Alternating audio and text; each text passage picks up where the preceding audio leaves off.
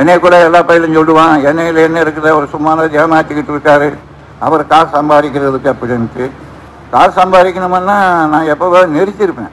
எல்லா பையனும் ஒன்றுக்கு உதகாத பையெல்லாம் அவன் செஞ்ச பொருளுக்கு விலைய சொல்லிடுறான். நம்ம ராத்திரி பகல் கஷ்டப்பட்டு இவ்வளவு வேலை செஞ்சியும் நம்ம வேலைக்கு நம்ம சொல்ல முடியல. நீங்கள் எல்லாம் வேறு விதமாக நினைக்கலாம், நம்மெல்லாம் ரொம்ப புண்ணியம் பண்ணவங்க.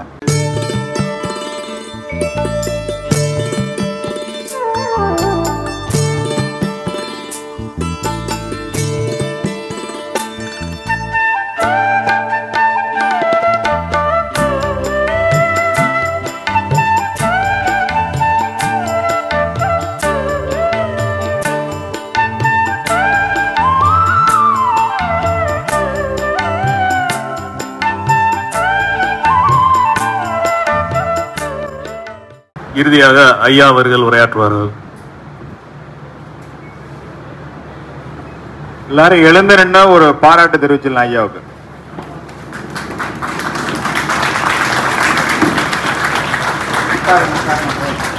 உண்மையிலேயே ஒரு அதாவது விவசாயி இருந்தாலும் பரவாயில்லை, விவசாயியை விட மோசமான ஒரு விவசாயி, அதாவது மோசமான விவசாயின்னா 1 சென்ட் பூமி கூட தன் சொந்தத்துக்கு இல்லாத ஒரு விவசாயியாக இருந்து இன்னைக்கு இத்தனை பேரும் இங்கே வந்து என்னை பார்க்கறதுக்கு எவ்வளவோ தூரத்திலிருந்தெல்லாம் வந்து நான் என்ன சொல்ல போகிறேன், என்ன செஞ்சுருக்கிறேன்னு பார்க்குறதுக்கு வந்ததுக்கு உங்கள் எல்லாருக்கும் எனது மனமார்ந்த நன்றியை தெரிவித்துக் கொள்கிறேன். நமக்கு வளவளன்னு பேசுகிறதுக்கு முடியாது. அவங்க படிச்சிருக்காங்க, அவங்க பேசிட்டாங்க. நமக்கு என்ன தெரியும், உழுவுறதுக்கு தான் தெரியும்.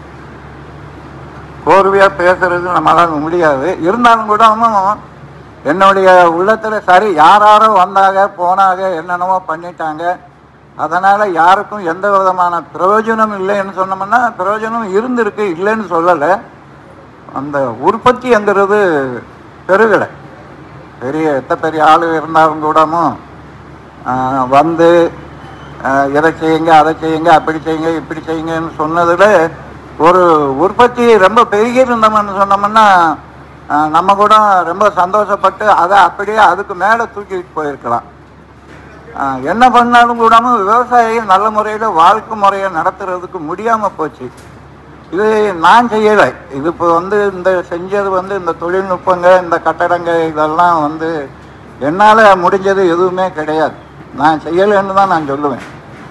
ஏதோ ஒரு சக்தி நம்மளை இந்த விவசாயியை இவ்வளவு ஒரு மோசமான நிலைமைக்கு போயிட்டாங்க, இவன் இருந்தால் தான் உலகம் வாழ முடியும், இவன் இல்லைன்னு சொன்னால் உலகம் அழிஞ்சே போகும்னு நினச்சிக்கிட்டு என்ன மாதிரி சரி நம்ம சொல்லக்கூடாது, என்ன மாதிரி ஒரு ஆளுகளை இந்த உலகத்துக்கு கொண்டு அது மூலியமாக ஏதாவது செய்ய முடியுமாங்கிறத அவர் பார்த்துக்கிட்டு இருக்காரு என்னவோ, அதுவும் நான் சொல்லக்கூடாது.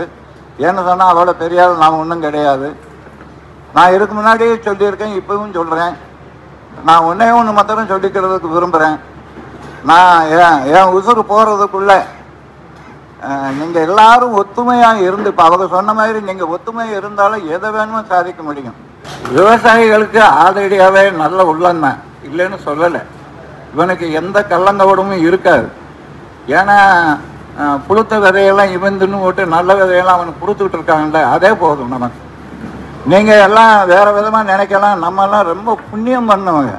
விவசாயம்னா அவனுக்கு புண்ணியம் தரப்படாதான்னு சொல்லிக்கிட்டு இருக்கிறவங்களுக்கு மத்தியில் இன்னொரு 4-5 வருஷத்துக்குள்ளே நீங்கள் எல்லாம் ஒத்துமையாக இருந்து நாங்கள் சொல்கிறத கேட்டு செஞ்சிங்கன்னு சொன்னோம்னா விவசாயம் பண்ணவனுக்கு தான் பொண்ணு தருவேன், மற்றவனுக்கு பொண்ணே கிடையாதான்னு சொல்லிடுவான். அந்த அளவுக்கு நம்ம கோடீஸ்வரன் ஆக முடியும், இதில் செய்ய முடியும்.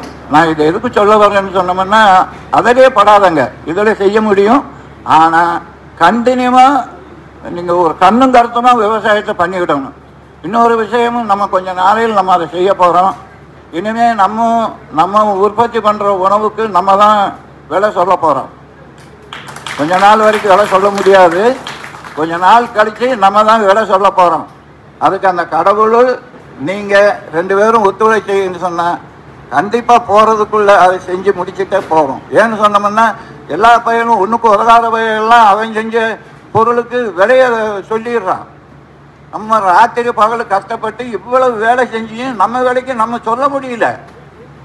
அதுக்கு இன்னொரு விஷயமும் நாங்கள் பண்ணிக்கிட்டு இருக்கோம், நிறையா பண்ணுவோம். இப்போ இது ஒன்றும் இல்லை, நிறையாவும் பண்ணுவோம். இனிமேல் காலப்போக்கில் வந்து விவசாயிகள் எவங்கிட்டையும் போய் கையேந்திக்கிட்டு இருக்கக்கூடாது. அதுக்கு நாங்கள் கூடமும் சரி இந்த வருஷம் எப்படி இருக்கோ தெரியல, அடுத்த வருஷம் எப்படி இருக்கோ தெரியாது, நம்மளும் ஒரு பேங்க் வைக்க போகிறோம். விவசாய சார்பில் ஒரு பேங்கே வைக்க போகிறோம். பேங்க் வச்சோன்னா பொன்னிச்சாமி பேங்கு தானே எடுத்துக்கிட்டு பேசாமல் போயிடாதுங்க. மொத்தத்துக்கு முதலுக்கே மாதம் வந்துடும். கம்மியான வட்டியில் உங்களுக்கு ரொம்ப கஷ்டம்னு யார் இருக்காங்களோ அவங்களுக்கு நம்ம பேங்க்லேருந்து பேங்கும் தரப்போகிறோம்.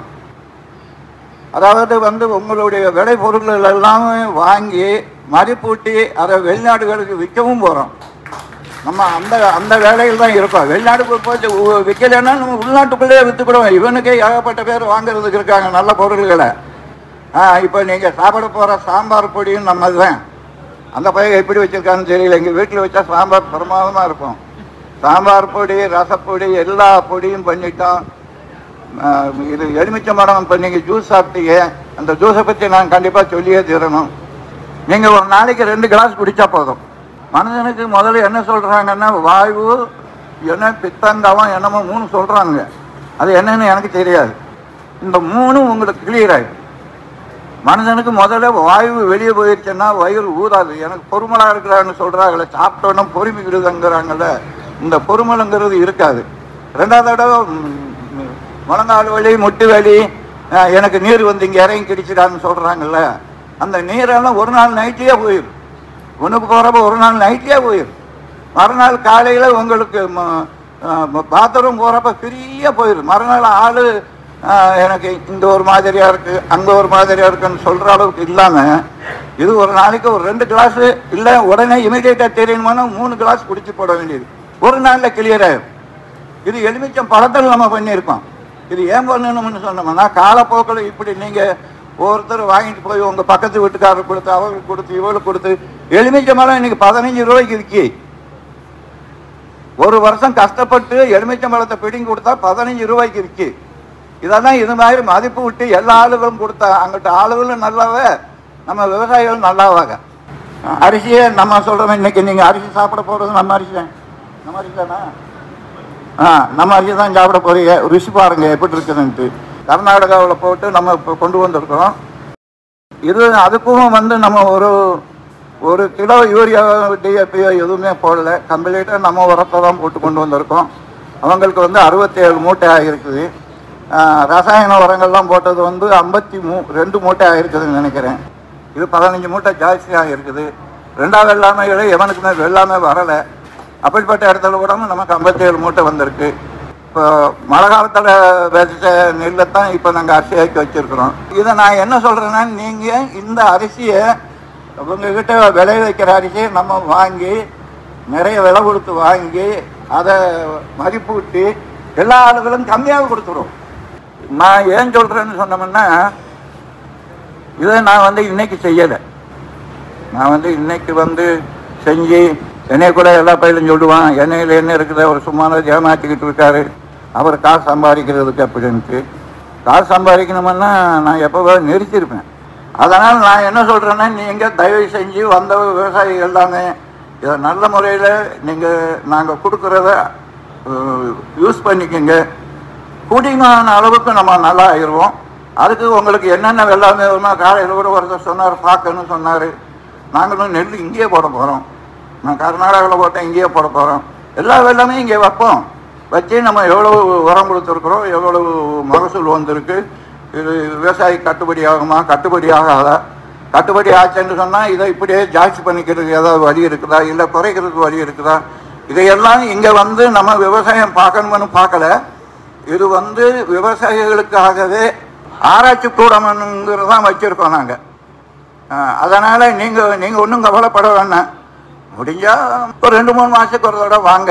அன்னைக்கு எப்படி இருந்தது, இன்னைக்கு எப்படி இருக்குது, உங்களுடைய டவுட்டுகளை எங்களுக்கு சொல்லுங்கள். நாங்களும் அதுக்கு செய்கிறதுக்கு முயற்சி பண்ணுறோம். பண்ணி எல்லாருமே பண்ணி நம்மளுடைய இந்த விவசாய குளம்ங்கிறது, உழவருடைய குளம்ங்கிறது ரொம்ப பெருசாக வளரணும். என்னோட சித்திரையை முடித்துக்கலைன்னு நன்றி, வணக்கம்.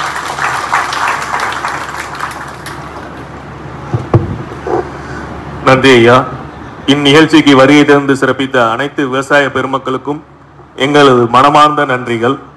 விவசாயிகளின் வளர்ச்சிக்கும் ஐயாவின் முயற்சிக்கும் பொன்னூஸ் குழுமம் ஐயாவின் வழிகாட்டுதலில் அயராது உழைக்கும். ஆரோக்கியமான விவசாய சூழலை உருவாக்கி அதன் மூலம் விவசாயத்தின் தரத்தையும் விவசாயியின் வாழ்வாதாரத்தையும் உயர்த்துவதன் மூலம் உயர்தரமான உணவுப் பொருட்களை உலகத்தில் உள்ள அனைத்து மக்களும் பெற்று பயனடைவதன் மூலம் தேசத்தின் வளர்ச்சிக்கு பொன்னூஸ் நேச்சுரல் ப்ராடக்ட்ஸ் துணை நிற்கும் என்று கூறி வந்திருந்த அனைவருக்கும் நன்றியை தெரிவித்துக் கொள்கிறோம். விவசாயம் செழிக்கட்டும், விவசாயிகள் ஒளிரட்டும். நன்றி, வணக்கம்.